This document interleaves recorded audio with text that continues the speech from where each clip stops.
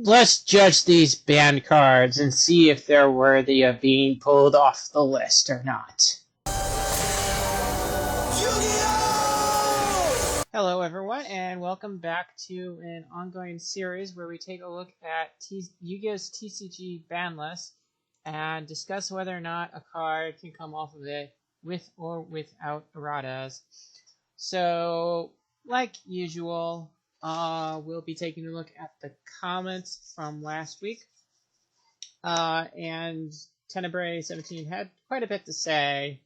So let's go through that before we go to the cards. Follow up on the Gumbler bit. They are, no one's playing it, but there is a wave of Atlantean Mermail coming in, Rage of the Abyss next month, and the new cards are quite a high quality.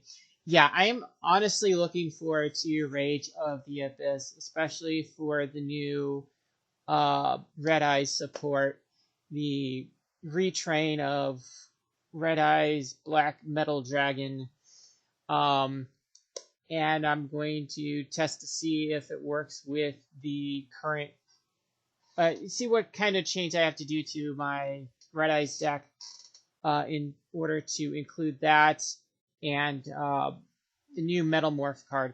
So I'm going to be looking forward to that rather well. Bit of commentary on the update of the ban list. Fiendsmith Lacrima was banned partly because of the extension it provided for the Fiendsmith deck by summoning back a Fiend from the grave or banish. Okay. Well, I had a hunch that Fiendsmith was going to get hit because usually when a deck can mash well, an archetype can mash well with other archetypes seamlessly. They seem to want to hit that one more so than others. Partly for the 1200 burn, which both enabled degenerate stun setups with Angel of Blue Tears and acted as effective instant win condition for the time in a round. Lacrima is also the current record holder for fastest time from release to banning for a card. Wait, wasn't how fast did they ban Makura? Because I could swear around the time when he got released, I remember hearing it. Gen Con that year he got banned super fast. So yeah. Beatrix, Lady of the Eternal, was banned for enabling degenerate game-killing setups just for the incredibly easy condition of hard, making it off to level 6. Yeah. It already had restrictions where it can't use its effect on the turn it's summoned if made through alternate methods of overlaying on top of Dante, but at this point it would probably be safer if the restrictions were flipped. Yeah. And that's what erratas are for. Hot Red Dragon Archfiend King Calamity was a degenerate turn skip card, and when those become competitively viable. Yeah, wasn't this one included in the deck? The structure deck? I'm just gonna ask that and leave it at that.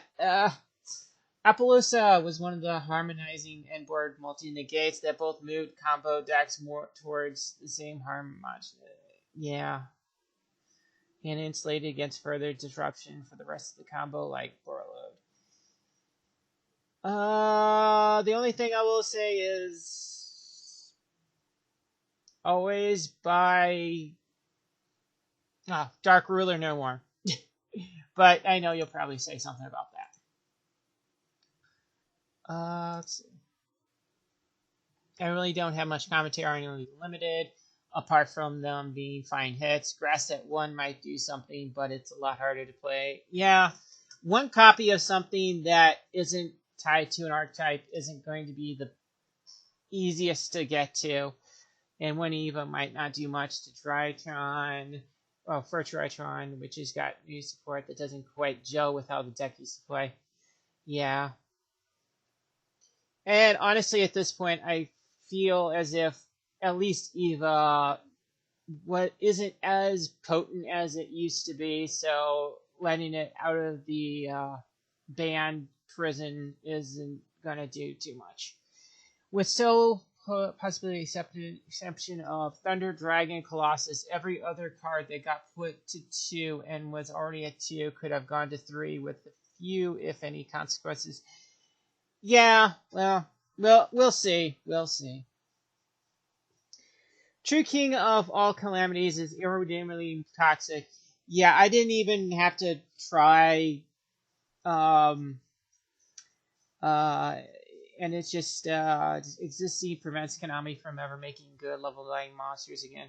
When it was printed, there were almost no good level 9 monsters that were easily accessible, and then the level hit critical mass with Generator and Virtual World. I mean, with that one, it was pretty much a no-brainer as to how to discuss that one. But I believe they could make good level 9 monsters again. It's just that they would have to have some restrictions, like can only be used for extra deck summons within their own archetype or something close to that effect. Just to make sure that something like True King of all calamities doesn't happen again.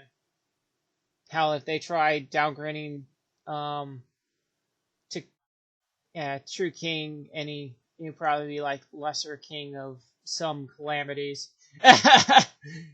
just gonna mention that. Trap Dust Shoot is the weaker version of Forceful Sentry and historically provided every bit as much as an overwhelming advantage Sentry did, and a pointer of Red Lotus, very similar. Also, apparently strong, increasing Dust Shoot. To 7, yeah, I would agree, it would be unplayably bad. But having it as just 4 is just too easy to play off. So maybe 5 or 6 to push as pushing it. But it would have to be like some. It would have to be a little bit more than just 4, because turn 1 you're guaranteed to have at least 4 cards. If you have maybe 6, it would have to be like turn 1 and then poof. That'd be pretty much the only way you could do it. But just tossing out ideas. The union carrier fix is super easy. Just make it either require at least 1 union to make or allow it to only equip union monsters. I did mention that, which if they did do that, it would mean that union monsters would see a rise, and it would be an interesting idea to bring in newer union monsters to the game in general. Like, for example, they could have a union between some of the more noteworthy monsters that the game in general has had. So, the only context in which Forceful Sentry isn't incredibly toxic is formats like GOAT. Also, adding a self-mill to Forceful Sentry is not a drawback. That's a benefit, making it more cracked. Now that I think about it, I do agree. The only way to make it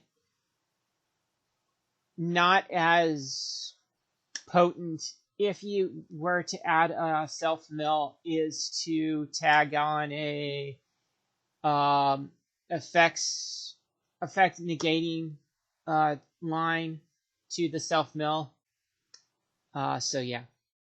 But regardless, Forceful Sentry nowadays, I don't feel as if it's not as potent as some of the newer cards. It is still a look into your opponent's hand, but it's not as potent considering you can only do 1 card compared to like a lot of the newer stuff. But Alright, and with that out of the way, let's jump into today's cards. And I decided to, since we don't really have as many, to go ahead and just jump into the list from Monster and work our way down the list, since we're down to like the last 6 letters of the alphabet, I believe, or something close to that, I think. But anyways, today's first card is Victory Dragon. Victory Dragon is a level 8 Dark Dragon effect monster, and its effect is this card cannot be special summoned. To tribute summon this card, you must tribute 3 dragon type monsters. If this card attacks your opponent directly and reduces their life points to 0, you win the match. So this was the first of many match-winning monster cards, and its effect was within its own monster type, requiring dragons. Now, it was arguably easy to bring that out, but that was not the reason why it got banned. It got banned because it was a match-winning card, and you could just play one part of the match and you'd win. It would not go to round 2, to the 2 of 3. Could this card come back? Considering they made more and they've all been illegal for tournament use, I would say no. The only way this card could come back is if it had the clause of it having to be in match 2. But that's just an idea. I'm not saying it will come back or that they will errata this card. It's just they won't. This is, like I mentioned before, the first of many match-winning cards that they decided to have illegal, but have for tournament prizes.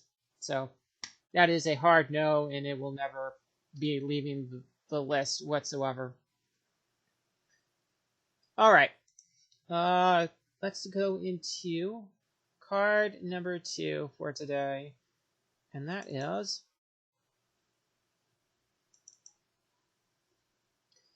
Wind-Up Carrier Zenmaiti. I believe that's how its last part of the name is pronounced. But anyways, Wind-Up Carrier is a rank 3 water machine overlay effect monster with the requirement of 2 level 3 monsters. Its effect is, once per turn, you can detach 1 overlay material from this card.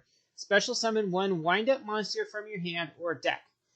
When a face-up wind-up monster on the field is destroyed and sent to your graveyard, except during damage step, you can detach 1 overlay material from this card to target that monster.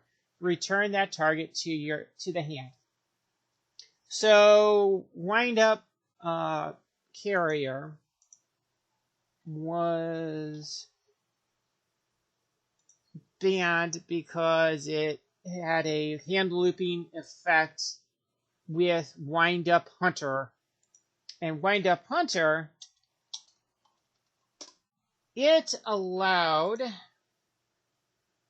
for, let's take a look. Okay, so its effect is you contribute 1 face-up wind-up monster except itself. Send 1 random card from your opponent's hand to the graveyard. This effect can only be used once while this card is face up on the field. So it could continue, from what I gather, being able to continuously bring this card onto the field where, well, it had a, like I said, it had a hand looping effect. So yeah, my guess is it being able to loop its effect to discard a card from the opponent's hand was why it got banned for Carrier. So could Carrier come back? Well, first off, maybe. The one thing they would have to do is ban Hunter. And honestly, I think that would have been the better hit than Carrier. That was the only real degenerate card that the wind-up archetype had in terms of interaction with Carrier. The only other thing I would say is change the requirements to just generic level 3 monsters to wind-up monsters. That would make more sense to leave it in archetype, but if that makes it worse, then just leave it at 2 level 3 wind-up monsters. So yeah. The other parts of Carrier's effect doesn't seem as bad. So it could just stay there. The one thing I will say is that Hunter would have to get banned for Carrier to come back at 1, maybe 2. So, yeah. And with that, let's take a look at number 3. And the card number 3 for today is Zodiac Broadbull. So Broadbull is a rank 4 Earth Beast Warrior overlay effect monster. And the requirements are 2 level 4 monsters. And the effect is once per turn, you can also overlay summon Zodiac Broadbull by using one Zodiac monster you control with a different name as material. If you use an overlay monster, any overlay materials attached to it also become overlay materials on this card. This card gains attack and defense equal to the attack and defense of all Zodiac monsters attached to it as materials. Once per turn, you can detach one overlay material from this card, add one Beast Warrior type monster that can be normal summoned set from your deck to your hand. So Broadbull is another card that has generic requirements, and I believe this deck got meshed in with another one. I don't remember. Let's see. It feels like it got mashed in with another deck. But I would say, could it come back? Well, I know the one major card that they hit was Rapier. No, I didn't cover that one. It got pulled. Or it was unlimited. Oh, wait. Okay, so Rapier was pulled. Broadbull is still on there.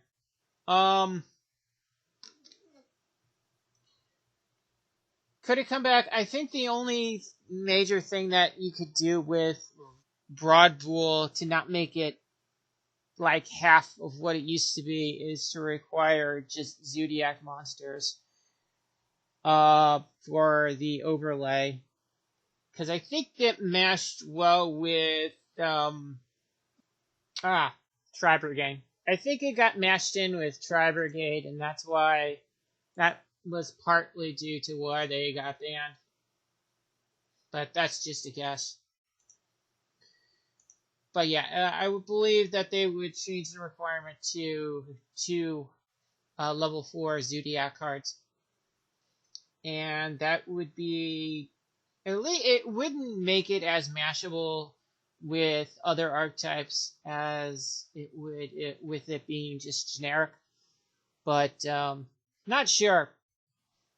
If they were to do that and it wasn't too bad, I would see it be coming back at 1 at most. So yeah. And for the last card for today, we have Zodiac Trident.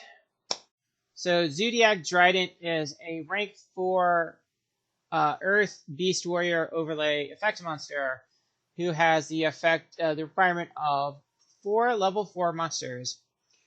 The effect is once per turn, you can also overlay summon Zodiac Trident by using one Zodiac monster you control with a different name as material. It's the same basic thing as before. This card gains attack and defense equal to the attack and defense of all Zodiac monsters attached to it as materials. Once per turn, during either player's turn, you can detach one overlay material from this card, then target one face-up card on the field. Destroy it. So, much like with the last one, it has generic requirements, and I would say, once again, change it to Trident. Not Trident. What did I say, Trident? Change it to Zodiac. That could solve both cards, honestly, changing both of them to Zodiac requirements so that it wouldn't mesh well with out of archetype cards. The effect at the end isn't terrible.